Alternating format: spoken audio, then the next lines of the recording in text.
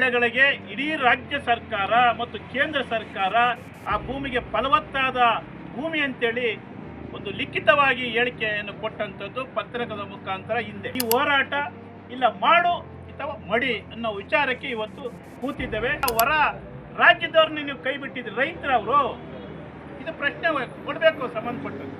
ಅಂದರೆ ಉಳ್ಳೋರ್ಗೊಂದ್ಯಾಯ ಇರೋರ್ಗೊಂದ್ಯಾಯ. ಇದನ್ನು ಖಂಡಿಸಿ ಇವತ್ತು ನಾವು ಪ್ರತಿಭಟನೆಯನ್ನು ಮಾಡ್ತಾ ಇದ್ವಿ. ಇವತ್ತು ಮುಗಿಯೋದಿಲ್ಲ, ಭೂಮಿ ಕೈ ಬಿಡುವವರೆಗೂ ಕೂಡ ಹೋರಾಟವನ್ನು ಮುಂದುವರಿಸ್ತೇವೆ.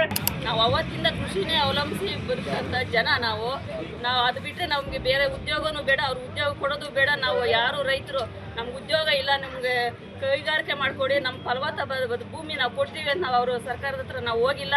ನಾವು ಯಾವುದೇ ಕಾರಣಕ್ಕೂ ನಮ್ಮ ಭೂಮಿ ಬಿಡಕ್ಕೆ ನಾವು ಸಿದ್ಧವಾಗಿಲ್ಲ. ನಾವು ನಮ್ಮ ತಾತ ಮುತ್ತಾತರ ಕಾಲದಿಂದ ಉಳಿಸ್ಕೊಂಬಂದ್ರ ಆಸ್ತಿ ಅದು, ಅವ್ರ ಅಪ್ಪನ ಮನೆ ಆಸ್ತಿ ಏನೂ ಅಲ್ಲ. ಜಂಗಮಕೋಟೆ ಹೋಬಳಿಯ 13 ಹಳ್ಳಿಗಳ ಡಿನೋಟಿಫಿಕೇಶನ್ ವಿಚಾರವಾಗಿ ಜಿಲ್ಲಾಧಿಕಾರಿಗಳ ಕಚೇರಿಯ ಮುಂಭಾಗದಲ್ಲಿ ಪ್ರತಿಭಟನೆಯನ್ನು ಮಾಡ್ತಾ ಇದ್ದೇವೆ. ಏನಿವತ್ತು 13 ಹಳ್ಳಿಗಳಲ್ಲಿ 2023 10ನೇ ತಿಂಗಳಲ್ಲಿ 3,500 ಎಕರೆನ ಕೈಗಾರಿಕೆಗೋಸ್ಕರವಾಗಿ ನಾವು ತಗೊಳ್ತೀವಿ ಅಂತೇಳಿ ಹೇಳಿದಂಥದ್ದು ಪತ್ರದ ಮುಖಾಂತರ. ತದನಂತರ 2,823 ಎಕರೆ ಜಮೀನನ್ನು 24 ಜೂನ್ 15ನೇ ತಾರೀಕು ಡಿನೋಟಿಫಿಕೇಷನನ್ನು ಮಾಡಿರುವಂಥದ್ದು. ರೈತರ ಅನೇಕ ಹೋರಾಟದ ಫಲದಿಂದ ಸರ್ಕಾರ ಮತ್ತೆ 471 ಎಕರೆಯನ್ನು ಕೈಬಿಟ್ಟಂಥದ್ದು. ಅಂದೇ 73 ಎಕರೆ ಜಮೀನನ್ನು ಮತ್ತೆ ಡಿನೋಟಿಫಿಕೇಶನ್ ಮಾಡಿದ್ದಂಥದ್ದು. ಈಗ ನೋಟಿಫಿಕೇಶನ್ ಮಾಡಿದಂಥದ್ದು 2,390 ಎಕರೆಯನ್ನು ಮಾಡಿದ್ದಾರೆ. ಸರಿಸುಮಾರು 825 ಜನ ರೈತರು ನಾವು ಕೊಡೋದಿಲ್ಲ ಅಂತೇಳಿ ಅಪ್ಲಿಕೇಶನ್ ಹಾಕಿದ್ದಾರೆ. ಅದು ಮೂಲತಃವಾಗಿ ಕೃಷಿ ಭೂಮಿ, ಅದರಲ್ಲಿ ನೀರಾವರಿ ಭೂಮಿ, ವಿಶೇಷವಾಗಿ ಫಲವತ್ತಾದಂಥ ಭೂಮಿ. ಎಲ್ಲ ಬೆಳೆಗಳಿಗೆ ಇಡೀ ರಾಜ್ಯ ಸರ್ಕಾರ ಮತ್ತು ಕೇಂದ್ರ ಸರ್ಕಾರ ಆ ಭೂಮಿಗೆ ಫಲವತ್ತಾದ ಭೂಮಿ ಅಂತೇಳಿ ಒಂದು ಲಿಖಿತವಾಗಿ ಹೇಳಿಕೆಯನ್ನು ಕೊಟ್ಟಂಥದ್ದು ಪತ್ರಿಕೆದ ಮುಖಾಂತರ ಹಿಂದೆ. ಇಂಥ ಭೂಮಿಗೆ ಕೈ ಹಾಕಿವರೆ ಇದು ಕೈ ಬಿಡಬೇಕು ಅಂತೇಳಿ ನಮ್ಮಗಳ ಒತ್ತಾಯ.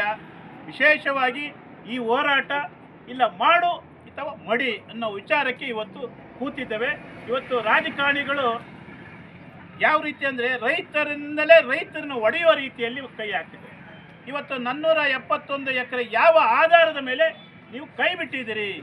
ಕೃಷಿ ಭೂಮಿ ಅಂತ ಹೇಳ್ತಾ ಇದ್ದೀರಲ್ಲ, ಯಾವ ರೀತಿ ಕೃಷಿ ಭೂಮಿನ ಕೈ ಬಿಟ್ಟಿದ್ದೀರಿ? ಜಂಗಮಕೋಟೆ ಸ್ಕೂಲಿಂದ ಮುಂದೆ ಬರ್ತಾ ಇದ್ದಂಗೆ ಹೊರ ಜಿಲ್ಲೆಗಳ ಹೊರ ರಾಜ್ಯದವ್ರನ್ನ ನೀವು ಕೈ ಬಿಟ್ಟಿದ್ದೀರಿ, ರೈತರವರು ಇದು ಪ್ರಶ್ನೆ ಕೊಡಬೇಕು ಸಂಬಂಧಪಟ್ಟದ್ದು. ಅಂದರೆ ಉಳ್ಳೋರ್ಗೊಂದ್ಯಾಯ ಇರೋರ್ಗೊಂದ್ಯಾಯ. ಆ ರೀತಿಯಲ್ಲಿ ರೈತರು ಒಕ್ಕಲೆಬ್ಬಿಸುವ ರೀತಿಯಲ್ಲಿ ಇವತ್ತು ರಾಜ್ಯ ಸರ್ಕಾರದ ಜೊತೆಯಲ್ಲಿ ಜಿಲ್ಲಾಡಳಿತ ಚೆಲ್ಲಾಟ ಆಡ್ತಾ ಇದೆ. ಇದನ್ನು ಖಂಡಿಸಿ ಇವತ್ತು ನಾವು ಪ್ರತಿಭಟನೆಯನ್ನು ಮಾಡ್ತಾ ಇದ್ವಿ. ಇವತ್ತು ಮುಗಿಯೋದಿಲ್ಲ, ಭೂಮಿ ಕೈ ಬಿಡುವವರೆಗೂ ಕೂಡ ಹೋರಾಟವನ್ನು ಮುಂದುವರಿಸ್ತೇವೆ. ವಿಶೇಷವಾಗಿ ಎಲ್ಲ ಸಂಘಟನೆಗಳು, ಇದು ದಲಿತ ಪರ ಸಂಘಟನೆ ಇರ್ಬೋದು, ಕನ್ನಡ ಪರ ಸಂಘಟನೆಗಳು ಮತ್ತು ಪ್ರಗತಿಪರ ಸಂಘಟನೆಗಳ ನೇತೃತ್ವದಲ್ಲಿ ಹೋರಾಟವನ್ನು ಪ್ರಾರಂಭ ಮಾಡಿದ್ದೇವೆ. ಭೂಮಿ ಇವರೆಗೂ ಕೂಡ ನಾವು ಹೋರಾಟವನ್ನು ಮುಂದುವರಿಸ್ತೇವೆ. ನಾವು ಎಲ್ಲಿ ಹೋಗ್ಬೇಕು ಅಂದ್ರೆ ನಾವು ಜಮೀನು ಬಿಟ್ರೆ ಮನೆ ಎಲ್ಲ ನಾವು ಜಮೀನಲ್ಲೇ ಕಟ್ಟಿದ್ವಿ, ಜಮೀನು ಅಲ್ಲೇ ಇದೆ.